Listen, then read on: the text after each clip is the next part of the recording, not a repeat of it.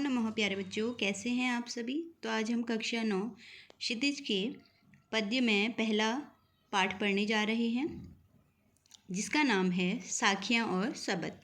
तो बच्चों, ये साखियाँ और शबद कबीर दास जी के रचनाओं के संग्रह बीजक से ली गई हैं। तो सर्वप्रथम हम कबीर दास जी के बारे में उनके जीवन परिचय को जान लेते हैं।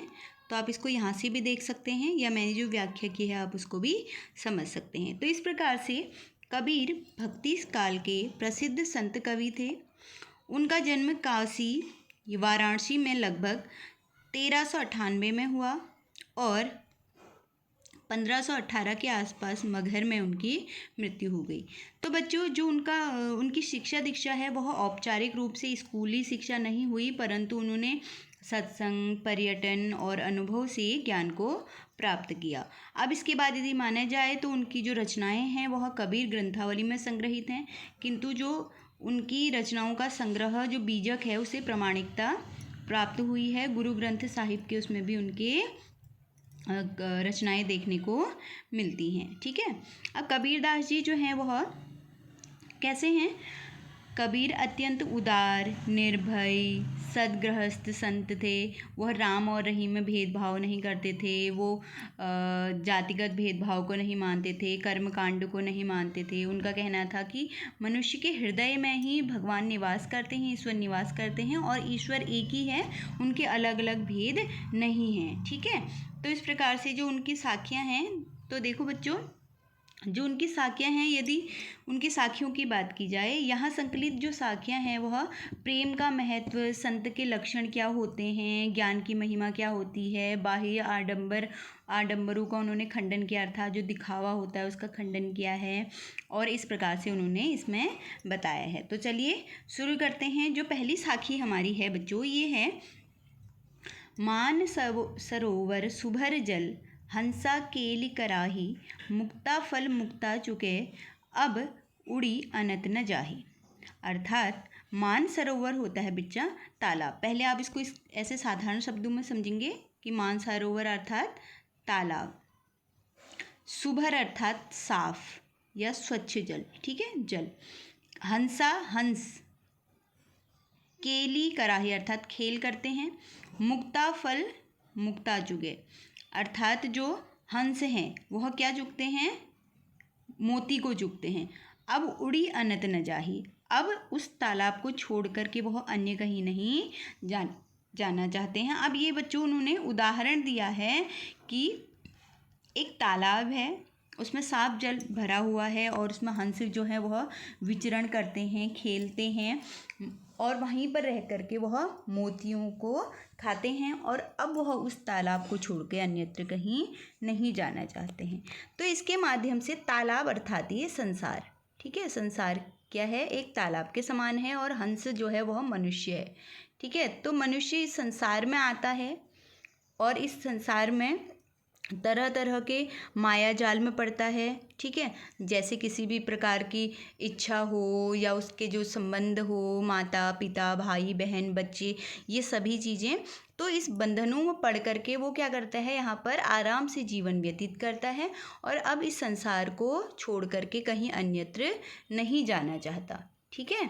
तो इस प्रकार से इसमें ये बताया गया है कि जो जिस तरह हंस मानसरोवर में खेलते हैं, मोती चुगते हैं और उसको छोड़ करके कहीं अन्यत्र नहीं जाना चाहते, उसी प्रकार से मनुष्य इस संसार में आता है और यहाँ पर माया जाल में बंध जाता है, अपने बंधनों में बंध जाता है और इसको छोड़ करके कहीं और नहीं जाना चाहता। ठीक है बच्चा।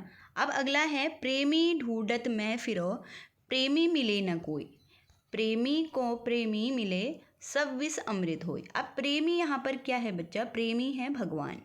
ठीक है। अब यहाँ पर भगवान के लिए कहा गया है कि प्रेमी ढूंढत मैं फिरो। अब ये जो है मैं शब्द है यह कबीर के लिए है, अर्थात मैं यहाँ पर अपने प्रेमी को ढूंढ रहा हूँ, अर्थात मैं ईश्वर के सच्चे भक्त को ढूंढ रहा हूँ, लेकिन प्रेमी मिले ना कोई भी ऐसा सच्चा भक्त मुझे इस संसार में नहीं मिल पा रहा है। यदि एक प्रेम अर्थात मुझे यदि कोई सच्चा भक्त मिल जाता तो सब विष अमृत होई, अर्थात जो मेरे सारे दुख थे या जो बुराइयां थी वह सुख अर्थात अच्छाइयों में बदल जाएंगी। ठीक है, अब इसके एक बार हम साधारण व्याख्या सुनेंगे। कवि कहते हैं कि मैं सच्चे प्रेमी अर्थात ईश्वर के सच्चे भक्त को इस संसार में ढूंढ रहा हूँ, लेकिन मुझे एक सच्चा भक्त नहीं मिल पा रहा है। यदि वह सच्चा भक्त मुझे मिल जाएगा और जब दोनों प्रेमी मिल जाएंगे, हम दोनों प्रेमी मिल जाएंगे, तो मेरे जितने भी विष हैं, विष रूपी बुराइयां हैं, वह अमृत रूपी अच्छाइयों में बदल जाएंगे। ठीक है, हस्ती चढ़िए ज्ञान को सहज दुलीचा डारी, स्वान रूप संसार है भुक्कन दे झकमारी। अब हस्ती क्या होता है बेटा? हाथी। ठीक है, पहले आप ऐसे समझिए, हाथी ज्ञान आप जानते हैं, नॉलेज। सहज मीन्स अच्छे से। दुलीचा होता है आसन जिस पर हम बैठते हैं। ठीक है, डारी अर्थात डाल करके। स्वान होता है कुत्ता। ठीक है, रूप संसार है।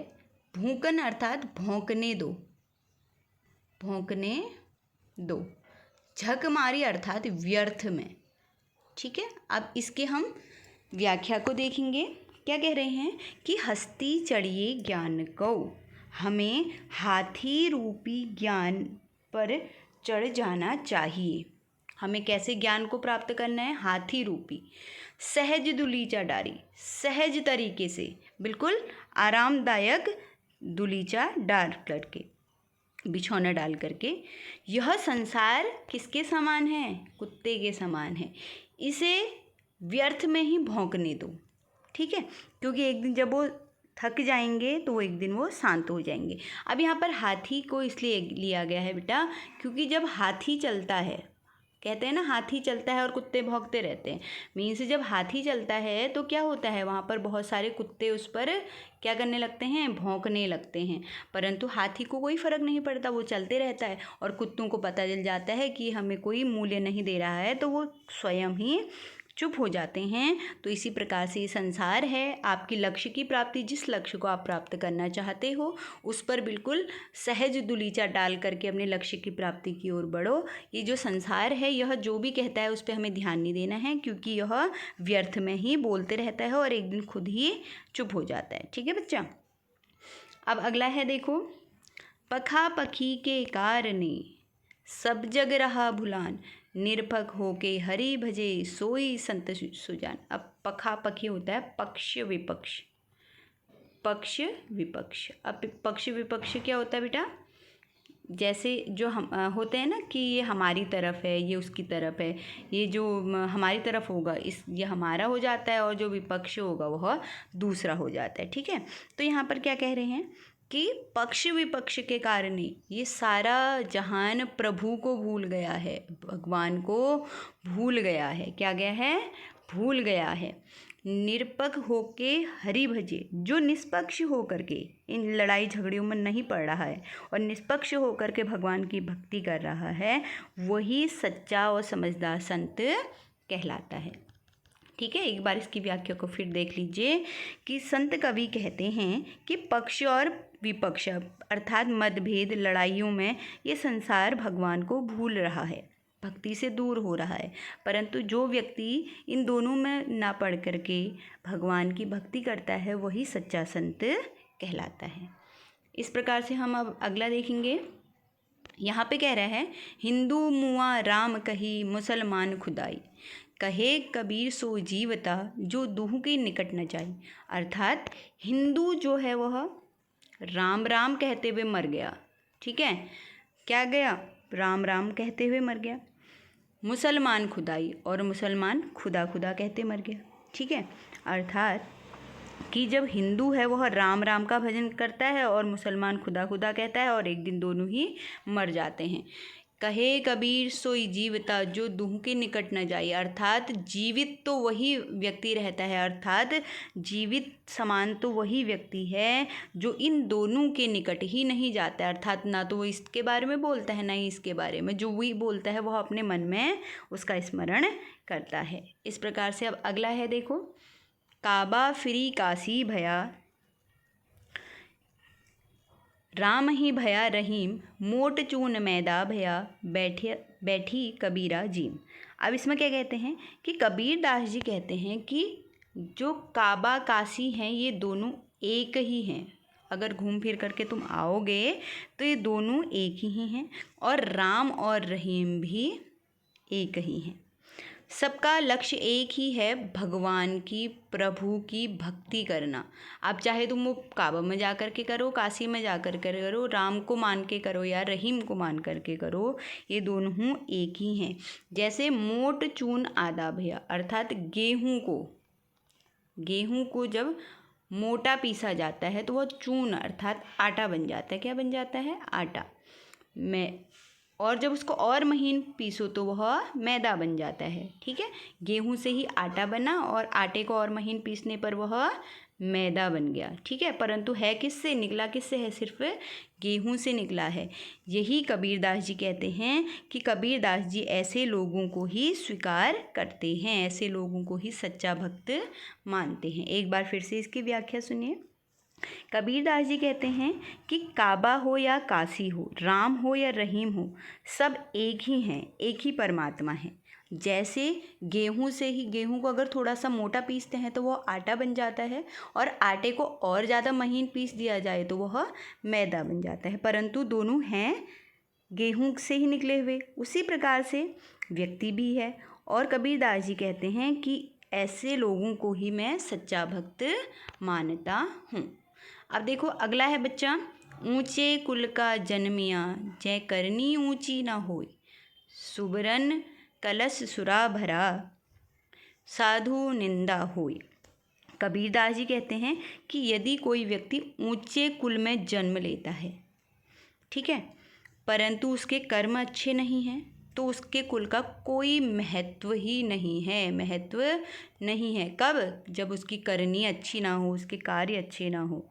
यदि हम सुबरन अर्थात सोने के, कलश में अर्थात घड़े में, सुरा अर्थात शराब भर दें तो वह मूल्यवान नहीं हो जाती, अर्थात शराब है जो वो शराब ही रहेगी, सोने के कलश में भी वह शराब ही रहेगी, अपवित्र ही रहेगी, जिसको पीने से जो साधु है उसकी निंदा ही होगी। अर्थात यदि उसको साधु पीता है, उसको ग्रहण करता है तो उसका नाश ही होगा। ठीक है, क्योंकि जो साधु लोग होते हैं, संत लोग होते हैं, वो बुरी चीज़ों को ग्रहण नहीं करते। अर्थात कि ऊंचे कुल में जन्मने से कुछ नहीं होता, जिसकी करनी अच्छी नहीं होती उसके कुल का कोई महत्व नहीं होता। उसी प्रकार से जिस प्रकार यदि हम सोने के कलश में शराब भर दें, यदि उसको कोई अच्छा व्यक्ति पिएगा तो उसकी निंदा ही होगी। तो इस प्रकार से बच्चों अब हम पढ़ेंगे शब्द। अब शब्द में बहुत ही अच्छा है बच्चा, इसमें देखो कबीरदास जी बताते हैं कि भगवान जो हैं वह हमारे हृदय में रहते हैं, वह अन्यत्र कहीं नहीं है। हम उनको इधर उधर ढूंढते रहते हैं, परंतु वो हमारे हृदय में ही विराजमान होते हैं। मोको कहाँ ढूंढे बंदे, मैं तो तेरे पास में, ना मैं देवल ना मैं मस्जिद, ना काबे कैलाश में, ना तो कोनो क्रिया कर्म में, ना योग बैराग में, खोजी हो तो तुरंत मिलहूँ पल भर की तलाश में, कहे कबीर सुनो भई साधु सब सांसों की सांस में। अब देखो इसमें क्या कहते हैं कबीरदास जी कि मनुष्य ईश्वर को मंदिर में ढूंढता है। मुँह को कहाँ ढूंढे बंदे, कि अरे मनुष्य तुम मुझे कहाँ ढूंढते हो, मैं तो तेरे पास में ही हूँ। ठीक है, कि हे मनुष्य तुम भगवान को कहाँ ढूंढते हो, भगवान तो तुम्हारे पास में ही है। ना मैं देवल अर्थात ना मैं मंदिर में हूँ, देवालय में हूँ, ना ही मैं मस्जिद में हूँ, ना तो मैं काबे में हूँ, ना ही मैं कैलाश में हूँ, ना तो कोनो क्रिया कर्म में अर्थात बाह्य जो आवरण किए जाते हैं ना तो मैं इन आडंबरों में हूँ, ना योग और वैराग्य में हूँ। बल्कि यदि व्यक्ति मुझे सच्चे मन से ढूंढे तो मैं पल भर की तलाश में मिल जाता हूँ। यहाँ पर क्या कह रहे हैं, खोजी हो तो तुरंत मिला हूँ पल भर की तलाश में, अर्थात यदि तुम मुझे सच्चे मन से खोजते हो तो मैं पल भर में ही तुम्हारे समक्ष आ जाऊँगा, तुम मुझे पल भर में ही खोज लोगे। कहे कबीर सुनो भई साधु, कबीरदास जी कहते हैं कि हे सज्जन व्यक्तियों सुनो, वह तो प्रत्येक सांस में विराजमान है। सभी व्यक्तियों के हर पल की सांस में भगवान ही निवास करते हैं। अब इसका एक बार आप व्याख्या दोबारा सुन लीजिए। इन पंक्तियों में कबीरदास जी कहते हैं कि मनुष्य ईश्वर को मंदिर, मस्जिद, काबा, कैलाश, बाहरी आवरण में ढूंढता है, लेकिन वहाँ उसको कुछ भी नहीं मिलता, क्योंकि ईश्वर कहते हैं कि यदि तुम मुझे सच्चे मन से ढूंढते हो तो मैं तो तुम्हारी प्रत्येक सांस में निवास करता हूँ। ठीक है बच्चों। अब इसके बाद देखो अगला है, संतो आई ज्ञान की आंधी रे, भ्रम की टाटी सबे उड़ानी, माया रहे न बांधी, हिति चिति की द्वैथुनी गिरानी, मोह बिलिंडा टूटा, तृष्णा छानी परी घर ऊपरी, कुबधी का भांडा फूटा, जोग जुगती करी संतो बांधी, नीरजु चुवे न पाणी, कूड़ कपट काया का निकष्या, हरि गति जब जानी, आधी पीछे जो जल बूठा, प्रेम हरि जन भीना, कहे कबीर भान के प्रगटे, उदित भया तब खीना। अब देखो इसमें क्या कह रहे हैं, कबीरदास जी कहते हैं कि जब ज्ञान रूपी आंधी आएगी, कि संतो सज्जन लोगों, अब जो ज्ञान रूपी आंधी है वह आ गई है।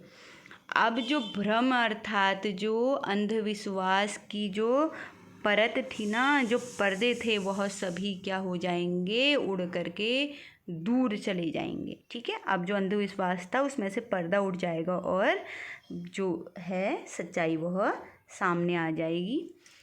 हिति चिति की द्वैथुनी गिरानी, मोह बिलिंडा टूटी। अब जो मोह में पड़े हुए थे, ठीक है, मोह अर्थात माया मोह में पड़े हुए थे, वह क्या करेंगे, अब सच्ची राह को देखेंगे। तृष्णा की अर्थात जो तृष्णा अर्थात इच्छाएं जो हैं मनुष्य की, वह भी क्या होंगी, अब छूट जाएंगी, और जो दुर्बुद्धि लोग हैं उनका भांडा फूट जाएगा।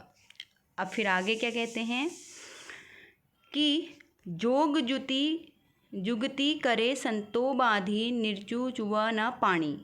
अर्थात आप क्या कहते हैं कि जो सच्चे लोग हैं उनको इससे कोई भी हानि नहीं होगी। ठीक है। जो कपटी लोग हैं वह क्या करेंगे, यहाँ से निकल जाएंगे। हरि गति जब जानी, अर्थात भगवान जब अपनी सच्ची भक्ति दिखाता है ना, तो ये जो छले कपटी लोग होते हैं इनका नाश हो जाता है। फिर आगे कहते हैं कि आंधी के बाद जो हल्की हल्की बारिश हो गई, ठीक है, क्योंकि जब तेज आंधी आती है उसके बाद बारिश होती है ना, उससे प्रेमी हरिजन भीना, अर्थात जो ईश्वर के सच्चे भक्त हैं ना, उससे उनको राहत मिलेगी, उनको क्या मिलेगा, उससे शुद्धता मिलेगी। कहे कबीर भान के प्रगटे, उदित भया तब खीना। अर्थात वैसे ही ज्ञान के आने से मन निर्मल हो जाता है, जैसे जब सूर्योदय होता है तो प्रकाश छा जाता है। ठीक है। जो अंधकार रूपी अंधविश्वास है, जो अंधकार रूपी क्या है बच्चा, जो अंधविश्वास है वह आप क्या होगा, ज्ञान रूपी प्रकाश से मिट जाएगा। ठीक है। एक बार इसको फिर से सुनो। इन पंक्तियों में कबीर जी ने ज्ञान की शक्ति की आंधी को बताया है कि जैसे ही आंधी आएगी, जो भ्रम है, माया मोह है, इसके सारे पर्दे हट जाएंगे। वैसे ही जब सच्चा ज्ञान आता है तो मोह, लालच, छल, कपट, ये सब कुछ नष्ट हो जाता है। ज्ञानी व्यक्ति को शुद्धता मिलेगी और अज्ञानी व्यक्ति का नाश हो जाएगा। इस प्रकार से जैसे सुबह को सूरज उगता है तो अंधकार का नाश हो जाता है, वैसे ही जब ज्ञान रूपी आंधी आएगी तो अंधकार रूपी अज्ञानता का क्या हो जाएगा, नाश हो जाएगा। तो बच्चों, यदि आपको अच्छा लगा हो सेशन तो लाइक, शेयर, कमेंट ज़रूर करें। Thank you.